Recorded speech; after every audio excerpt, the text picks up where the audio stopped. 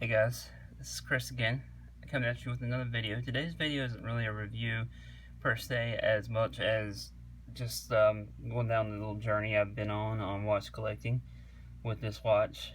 And as you can tell by the title, I've had this watch for 8 years, crazy enough, in a quick wristwatch check, Breitling Super Ocean Heritage. But it just shows you the road that you can go down on watch collecting. I've always been into watches and seriously got into collecting the last couple of years, the last 2 years. You know, I got the Zenith, ended up selling it. I got the Tudor, ended up selling it. The Squally, sold it, which I may rebuy that Squally. I missed the 1521. But there's been many watches that's coming on, and this one has stayed in the collection. This has a lot of sentimental value. As I said before, I love the tool aesthetics of this watch. It's a definite tool watch, dive watch of course. And the reason I got it back in the day on Watch You Seek forums, that's how long I've been on Watch You Seek. It's that long, but I remember hearing about these were being discontinued, so I picked one up. Luckily I snagged one up off of Amazon for 180 bucks back in the day. And I know these are upwards of like $500-600 or more in some places. This is the first generation monster. They have a second and third generation, of course. You can always tell the differences. But this is the first gen, and I do still have the original bracelet somewhere around here.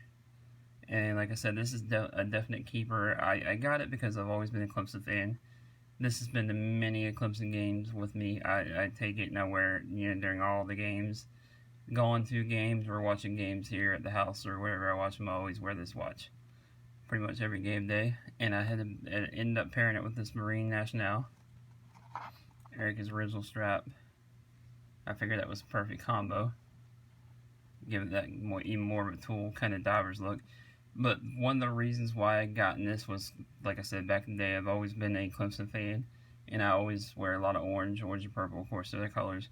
And I had wanted a Doxa watch at the time. I had always wanted one, was one of my grails. And at the time, I couldn't really afford one. And this was kind of the next best thing, I guess you could say. And I'm really glad that I picked this up when I did. Like I said, they ended up discontinuing these. And even though these are going up in value, this was one that will not go anywhere. This is one that has not gone anywhere. And like I said, this was the next best thing, the Doxa. And as you can tell, my collection has since been upgraded. I've had a Doxa in, I had the Sub 300T in, and I didn't really like the looks of that, so I ended up trading that. I actually have another watch on the way on trade for that. But I still do want a Doxa Sub 1200 at some point. I may end up getting one of those at some point. But like I said, this is one watch that will always stay. It might need a service. It's running a little bit slow, but I don't know if I really want to send it in for a service. This has been a really reliable watch. Like I said, definite keeper status. Let me know down in the comments, do you guys have a keeper watch that's always been in your collection for years? Or do you think you have one that will stay as a keeper watch? But basically, this has that forearm movement. Great, reliable, solid workhorse movement. Anybody can regulate it.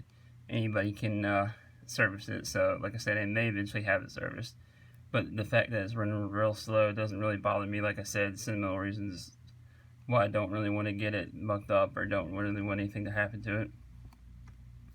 And like I said, this has been a definite workhorse. And it's seen many of my entry-level watches as well as many of my luxury watches in the collection come and go, but this has definitely been a keeper. But basically that's just my thoughts on this watch, why I've had it for so long. And like I said, I've recently gotten into collecting the last 2 years, and then, you know, started the channel.